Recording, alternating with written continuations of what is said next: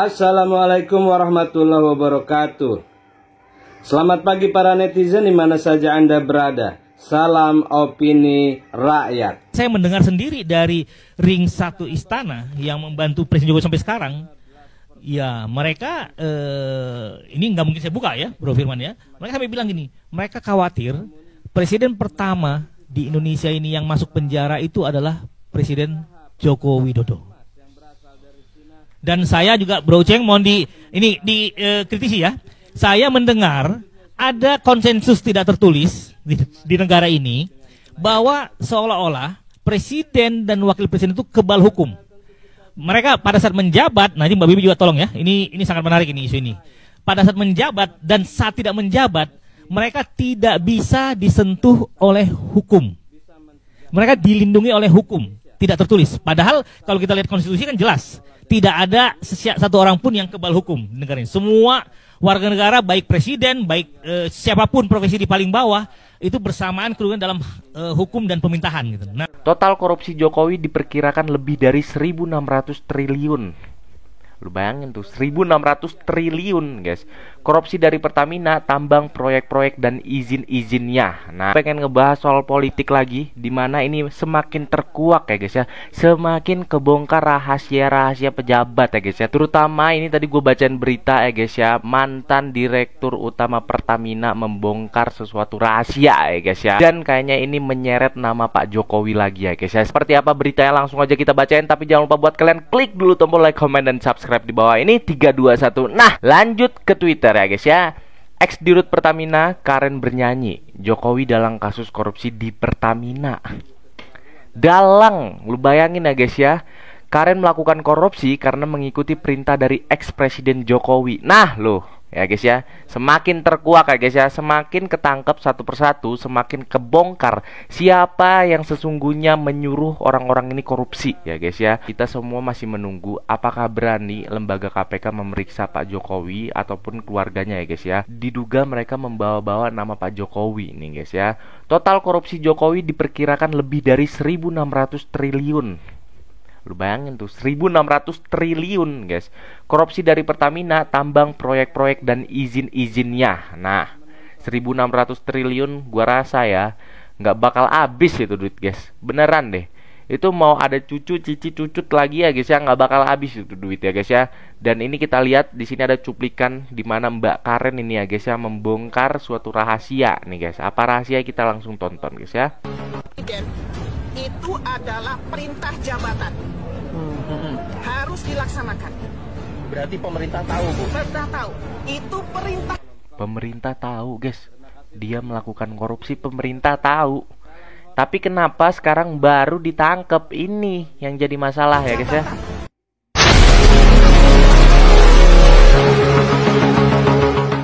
Yang namanya instruksi presiden itu adalah perintah jabatan. Harus dilaksanakan. Berarti pemerintah tahu, Bu? Pemerintah tahu. Itu perintah jabatan. Dan saya melaksanakan sudah sesuai dengan perintah melaksanakan sebagai pelaksanaan anggaran dasar. Karena due diligence ada 3 konsultan yang terlibat, FGI, Wood Mackenzie, dan Woodmac. Ya, jadi sudah ada 3. Ya, jadi itu sudah konsultan, sudah melakukan pendalaman dan disetujui oleh seluruh direksi secara kolektif secara sah karena ingin melanjutkan apa yang tertuang di dalam proyek strategis. Saya tidak mau komen. Ya guys ya, kesimpulannya adalah pemerintah tahu ternyata ya guys ya. Kemarin-kemarin ex mantan Direktur Utama Pertamina melakukan korupsi, itu pejabat-pejabat pemerintah, intinya mereka tahu guys. Tapi dibiarin, bahkan ya guys ya itu atas perintah pemerintah. Ini semakin kebongkar nih, semakin kesini semakin kebongkar nih. Pokoknya kita ikutin terus beritanya seperti apa ya guys ya.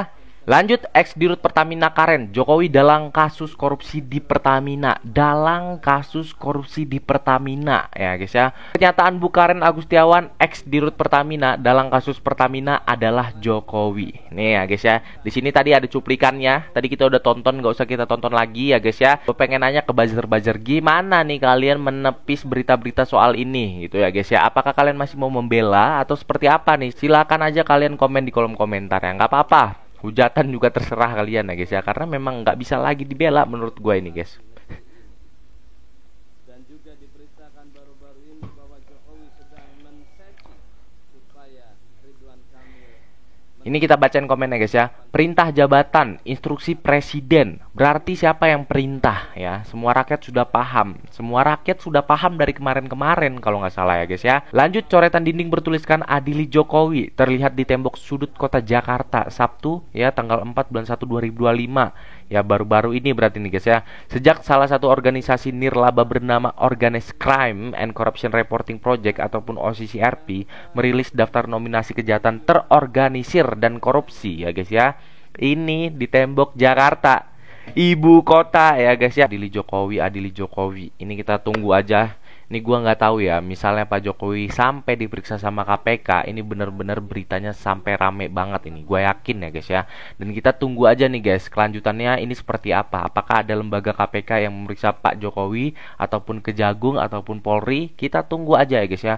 Kalaupun memang tidak diperiksa ya nggak apa-apa, berarti memang tidak terbukti gitu aja guys. Lanjut, nama Jokowi disebut dalam persidangan Juliari Batubara ya, pengadaan bansos, Tom Lembong impor gula, Joni Plate proyek BTS 4G, Yassin Limpo gratifikasi, Arma Tarmizi korupsi timah, Harvey Mois. Lanjut, kita tunggu aja ya guys ya, KPK bener-bener apakah berani untuk memeriksa keluarga Pak Jokowi ataupun Pak Jokowi sendiri ya guys ya. Pokoknya pantengin terus berita ini, jangan sampai teralihkan dengan isu-isu lain gitu guys ya. Lanjut, tidak pernah minta tapi Yusril diajak bahas 3 periode. Lalu Menteri Kades Projo pada teriak periode ya.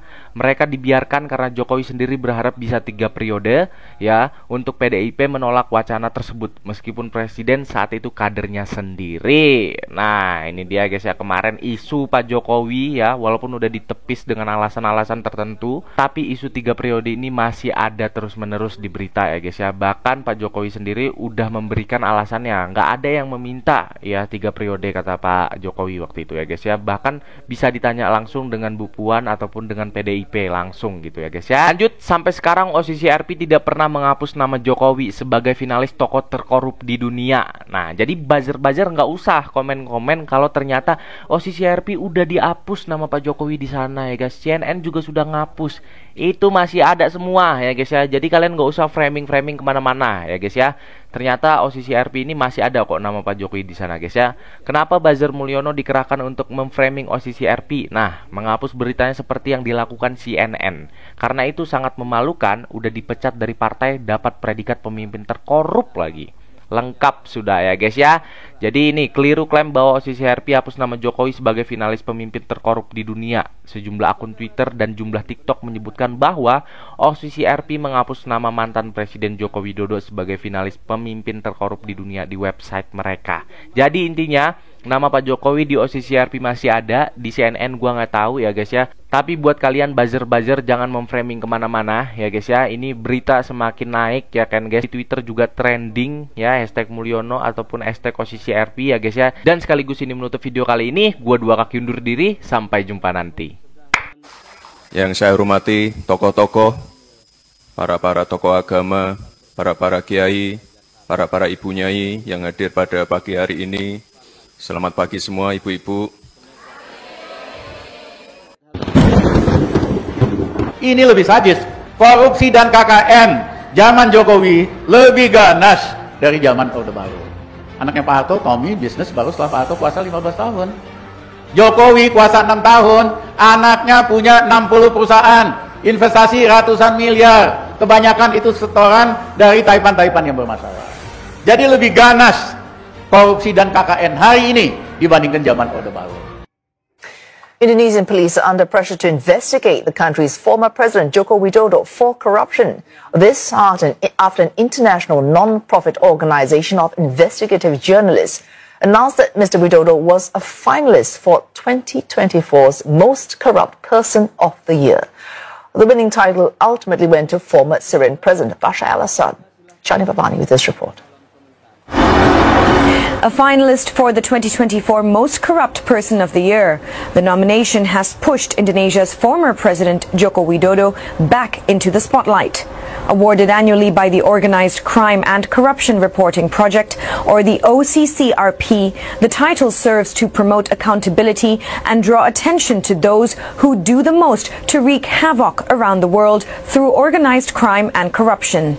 Mr. Widodo's inclusion in the nominations has prompted his former party, the Democratic Party of Struggle, or PDIP, to call on the authorities to investigate the former president for corruption, saying the report could be a reference for the country's anti-graft body and other institutions, such as the National Police and the Attorney General's office, to look into Mr. Widodo and his family. Remember, the PDIP, which is Indonesia's largest political party, officially fired Mr. Widodo in December. Relations soured after he backed rival Prabowo Subianto for president.